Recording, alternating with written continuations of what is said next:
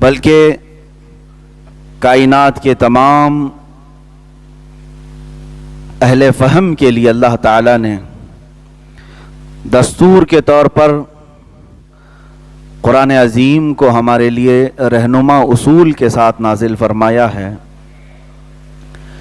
میں سمجھتا ہوں کہ قرآن ہدایت کی کتاب ہے، صرف مسلمانوں مومنوں کے لیے نہیں، ساری انسانیت کے لیے، کیونکہ اللہ عز و جل نے ارشاد فرمایا ھدی للناس، تمام انسانوں کے لیے ہدایت ہے۔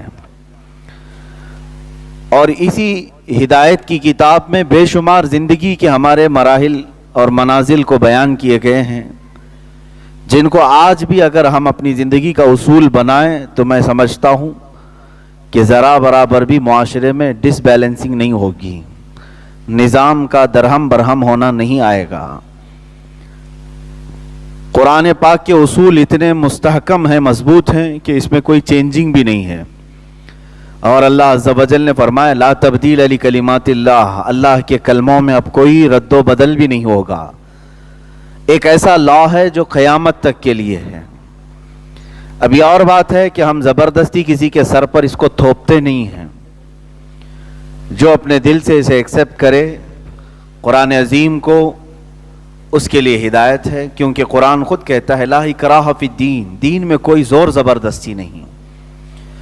بہرحال میں آج ہمارے لیے ایک ایسی بات جس کو ہم برسوں سے فراموش کر چکے ہیں، دوبارہ آپ کے ذہنوں میں اس کو بیدار کرنے کی کوشش کروں گا۔ اللہ عز و جل نے قرآن میں فرمایا اے ایمان والو، اللہ کی اور اس کے رسول کی فرما برداری کرو، اطیعوا اللہ و اطیعوا الرسول۔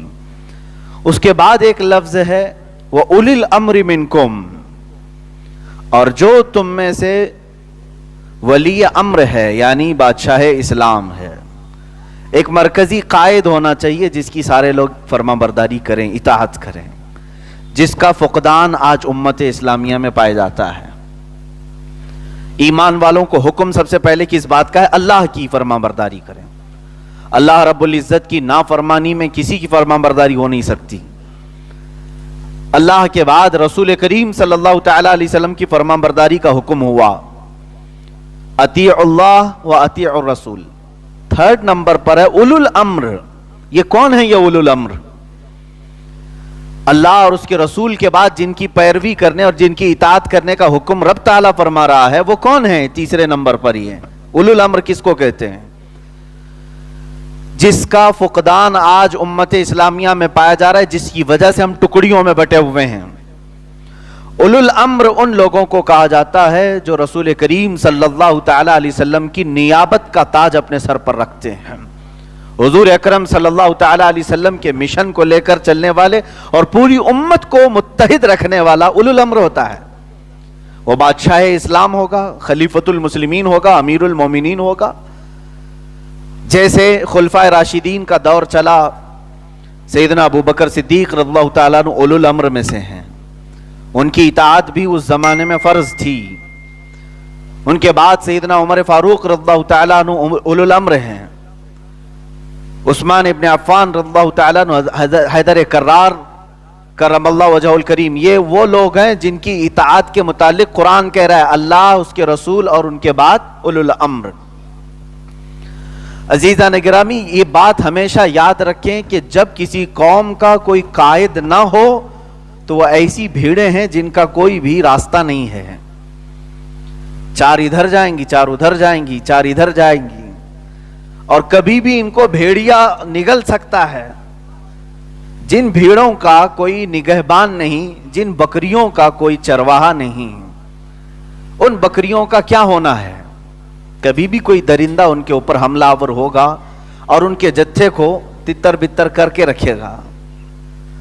امت مصطفیٰ صلی اللہ تعالی علیہ وسلم آج اسی کرب کے دور سے گزر رہی ہے۔ میں سیاسی لیڈروں کی بات نہیں کر رہا، وہ نہ خلیفۃ المسلمین بننے کے قابل ہیں، نہ اولو الامر میں سے آتے ہیں۔ اولو الامر وہ لوگ نہیں ہیں۔ عزیزان گرامی، اللہ کے حبیب صلی اللہ تعالی علیہ وسلم جب پردہ فرما رہے تھے اس دار فانی سے، تو اس پورے دین کو کس کے حوالے کر کے گئے تھے؟ کہاں چھوڑ کر کے گئے تھے؟ بلکہ صحیح روایات میں ہے اپنے بعد کسی کو آپ نے اپنا جانشین بھی نہیں مقرر کیا.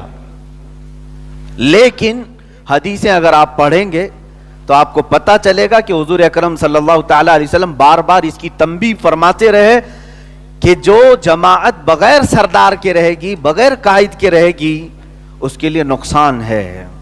اور یہاں تک حضور صلی اللہ علیہ وسلم فرماتے ہیں ید اللہ علی الجماعہ، پوری جماعت پر اللہ کا دست قدرت ہے.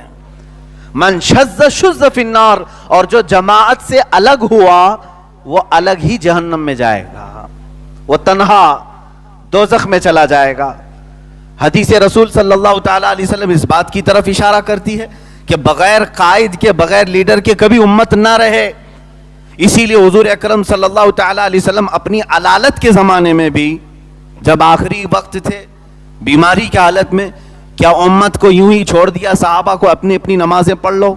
بلکہ فرمایا ابو بکر صدیق امامت کا مصلی سنبھالیں، بغیر جماعت کے مسجد نبوی میں ایک وقت بھی نہ گزرے، امام ہونا چاہیے، بغیر امام کے نہ رہیں.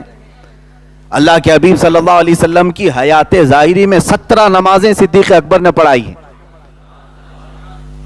اس لیے ہاں میں یہاں یہ نہیں کہتا کہ یہ خلافت کے تمام معاملات ہوں گے، یہاں پھر رافضی اور سنیوں کے معاملات آتے ہیں. لیکن میں یہ بتانا چاہتا ہوں کہ اللہ کے حبیب صلی اللہ تعالی علیہ وسلم نے بغیر قائد کے کبھی اپنی امت کو تنہا نہیں چھوڑا.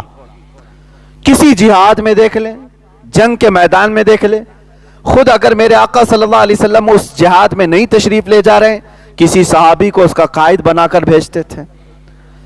اس سے پتہ یہ چلتا ہے کہ قرآن نے بھی جو کہا اولو الامر، بغیر تمہارے کسی قیادت کے تمہارے معاملات حل نہیں ہوں گے. ایک کسی لیڈر کا، ایک قائد کا ہونا ہر زمانے میں ضرورت اس کی رہی ہے.